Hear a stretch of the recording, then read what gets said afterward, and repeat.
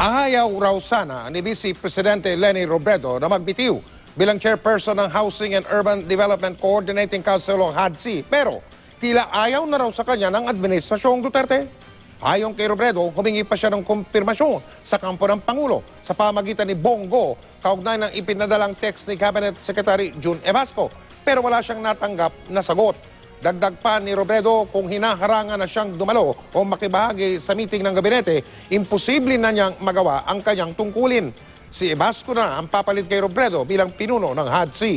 Ipagpapatuloy pa rin naman daw ni Vice Presidente Robredo ang pagsaserbisyo sa bayan at magiging aktibo pa rin daw siya sa pagbibigay ng pabahay.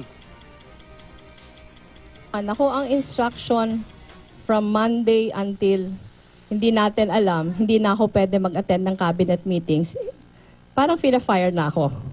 Parang, kasi how will I be able to function na hindi ako mag-attend ng cabinet meeting? Ang dating nga, they are trying to ease me out.